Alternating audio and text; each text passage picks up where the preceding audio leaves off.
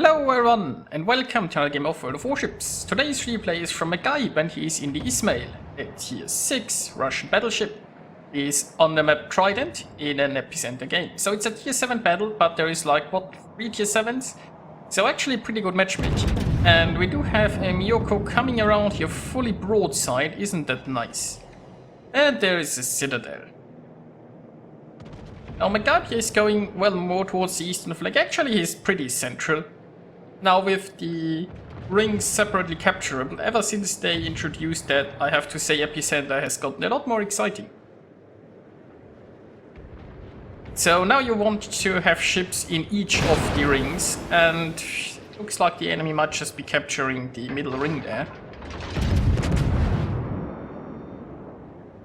But meanwhile, got a Murmansk there. Murmansk is trying to angle, and well, 3 overpens. But it looks like the friend is actually taking the center. Now the enemy team had a destroyer that basically charged into the friendlies. I'm not sure what he tried to do there, but that didn't work out. The friendlies also lost the DD. And actually a lot of ships are willing to go into the center, which is very nice to see. So we might just be watching some brawling pretty soon.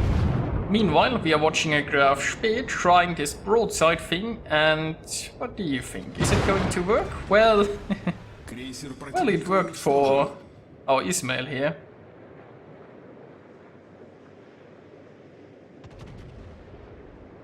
So, next up, Dunkirk, also trying this broadside thing. I mean, it worked so well for the cruiser, maybe it's working better for the battleship. Guns are almost reloaded. And there is a lovely Citadel there. Enemy is still floating, but you know, maybe not much longer. Now he's reversing here because he probably doesn't want to give too much broadside or give too much shots towards that New York. And if he reverses enough, this island will provide some sufficient cover. Now that might stop him from sinking the Dunkirk, but there is still some other teammates there who can finish the job, like for example New York could. And I'm not sure why he aimed so high here. I think he wanted to lob the shells over the island and go for the superstructure.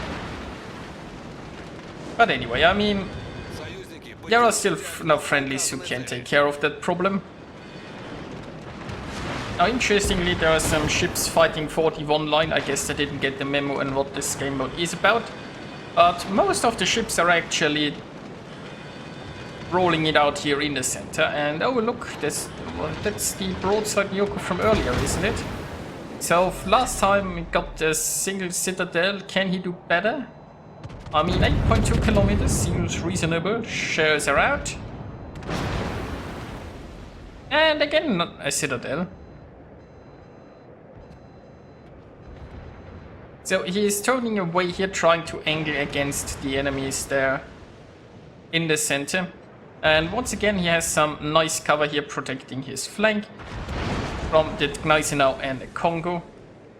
And that Gneisenau is actually coming around here. That might be an issue. I mean, the Gneisenau is a very good crawler. And the Gneisenau has torpedoes. And it would be a shame if he got torped here. Now he's still trying to sink this Miyoko, but the Gneisenau is approaching fast, so he has to get out of here. And he is starting to move. Also trying to go here more north, because he wants to not, like he can't sail around here and show broadside to this Congo. I mean he could, but it's really not advisable. So Gneisenau is thankfully going down, and he realized that it doesn't need his input there. The team took care of it. Next up, we have broadside Congo. I'm saying the word broadside a lot in this, I have a feeling. There you go, 2 more Citadels, 1 less enemy.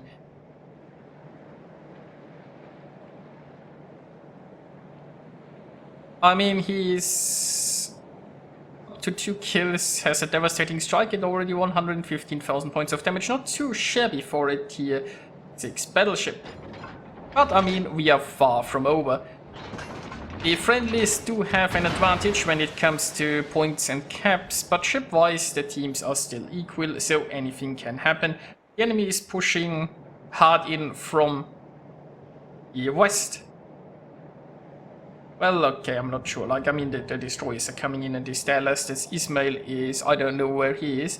But that's good, because if that guy was charging in with his teammates, might not be so good for the friendlies.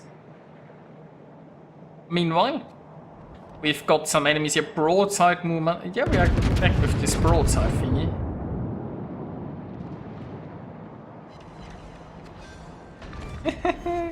Another devastating strike, a high caliber. And one less. Now, Miyoko is trying this broadside again for the third time. I guess he's somewhat... Well, I mean, he's gotten Citadel every time, but he's still floating, so he kind of got away with it 2 times. Maybe third time's the charm. He's starting to angle a bit, but I mean... Oh no, he's coming back.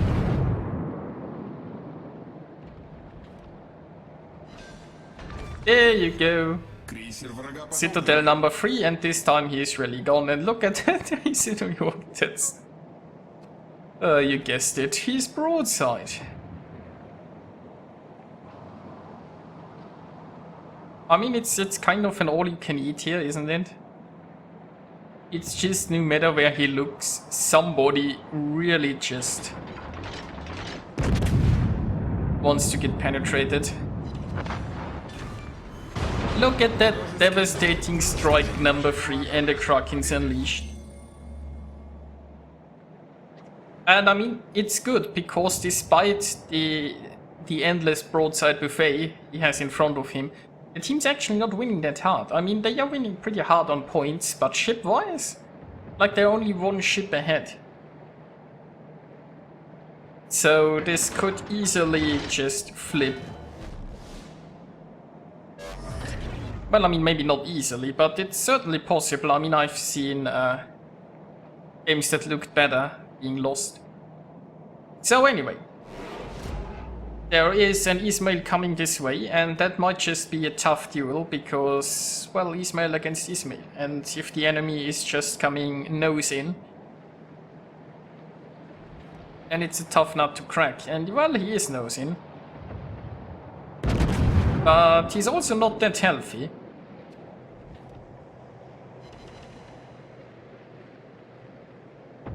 But yeah, well-angled Russian battleship, it's might not be doing that much.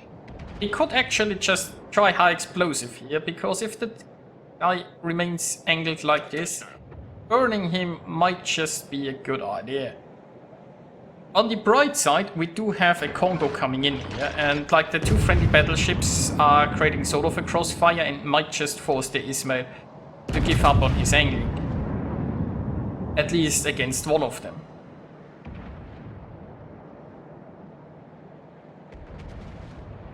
Now, of course, the Izmail can easily go through the Congo's nose, so that Congo might just be doomed.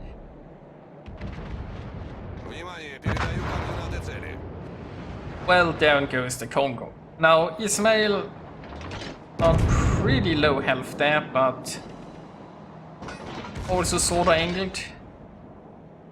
Now that Izmail might very well just go for the ram, it would be a good trade for him.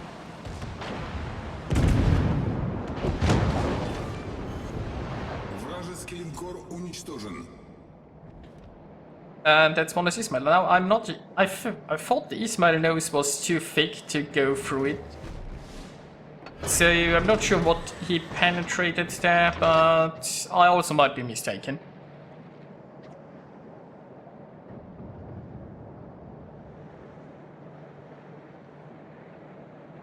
So, 3 against 3. Again, ship-wise, not really the...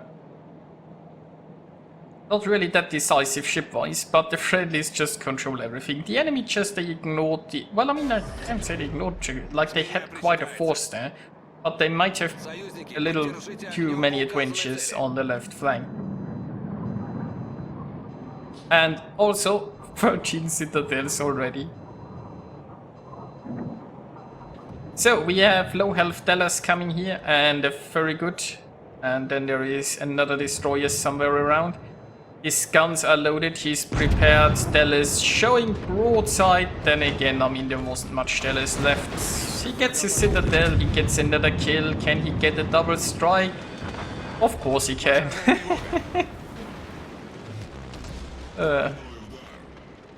Well, and that just leaves one enemy, but considering that the friendlies are so close to 1,000 points, that's just going to be a win. We are with the results. mcgibe earned himself 2,683 base experience in a tier 6 ship in a tier 7 battle. That was fun. Achieved 3 devastating strikes, a Confederate, a double strike, a Kraken, and a high caliber, almost 200,000 points of damage, sinking 8 enemies and 14 citadels. Oh my. So I hope you enjoyed watching this, and I'll see you guys next time.